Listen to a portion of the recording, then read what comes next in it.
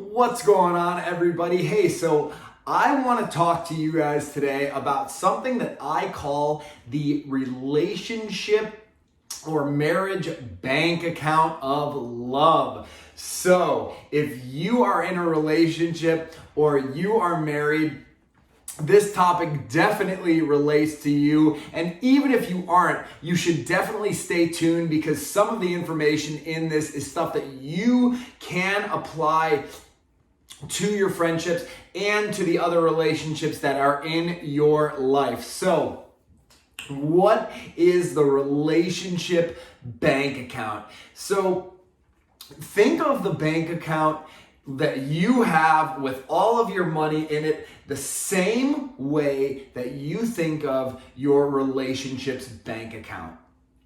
You can make additions to it, you can make withdrawals, but inevitably your relationship bank account will have a balance.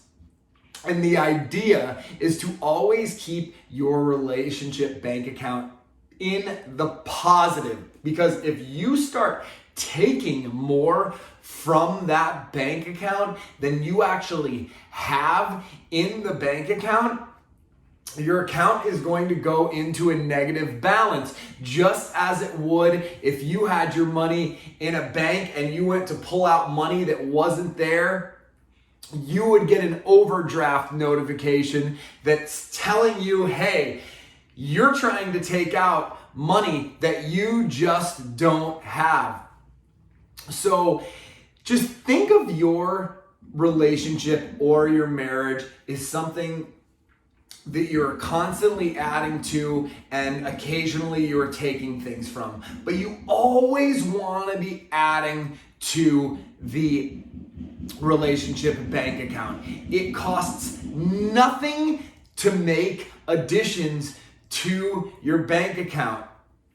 So, this isn't like a monetarily speaking, but it's like, but doing nice things for your partner, for your spouse, those are all ways that you are making deposits into your account to make sure that there is always a surplus of love in there. Because when one of the people in the relationship, whether that be you or whether your partner, it doesn't really matter, needs to take a withdrawal from the bank account, they might find themselves in a position where they are not able to contribute to the overall bank account. So like a perfect example is, let's say everything has been going great, your relationship is great, both you and your partner have been making additions, and so you've got this positive balance in your relationship bank account, but then there is an unexpected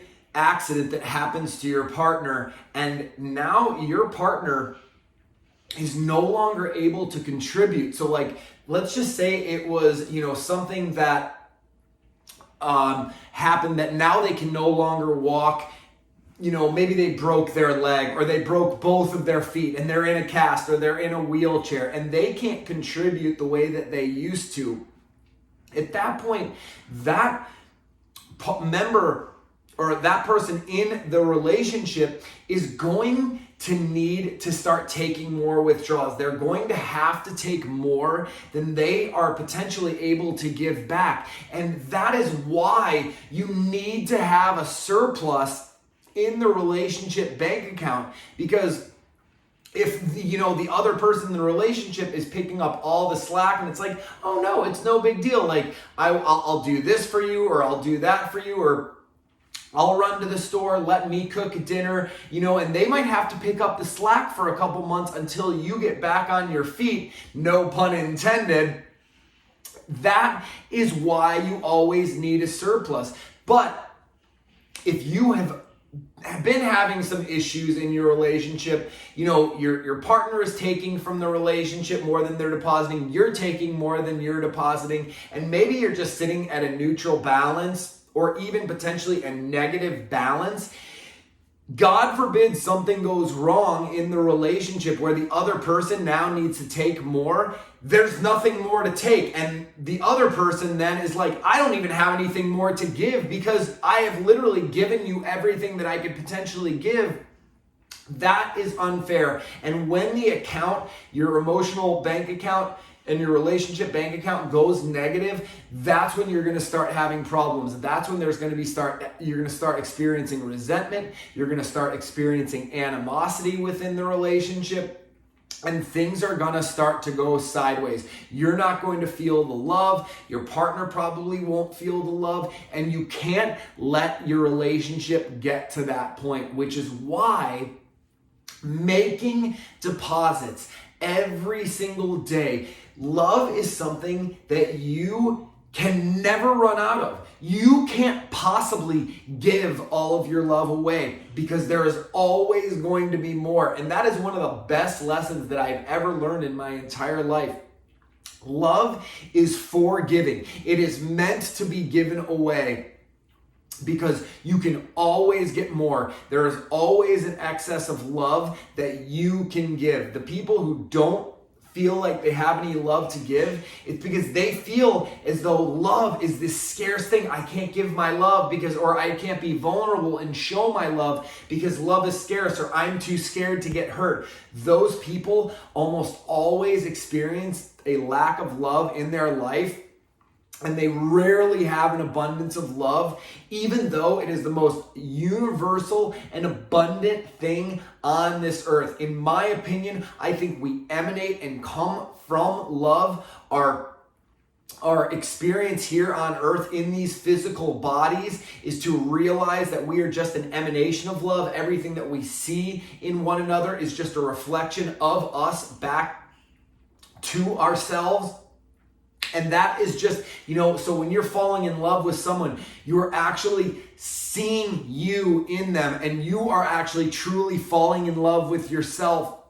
They say you can never truly love someone else if you can't truly love yourself. And I absolutely firmly believe that.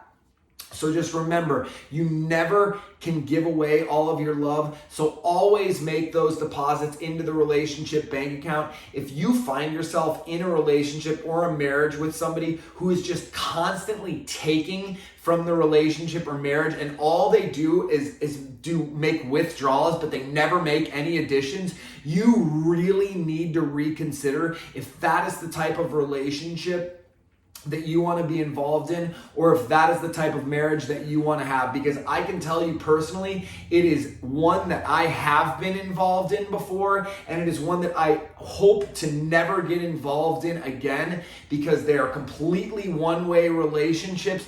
You are always going to find yourself as the person who is giving while the other person is just constantly taking. And while there's nothing wrong with being a giver, when things become out of balance and all you're ever doing is giving, that is when you're going to start to experience some problems within your relationship and within your marriage. I can absolutely assure you that.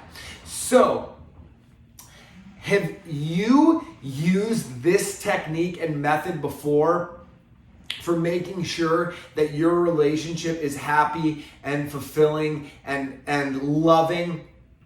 And if so, let me know in the comments below. Are you currently involved in a relationship where your partner or your spouse is taking more than they're contributing? I'd love to hear from you. I would love to hear what you are doing to try to make sure you are maintaining a positive balance in the emotional and relationship bank account.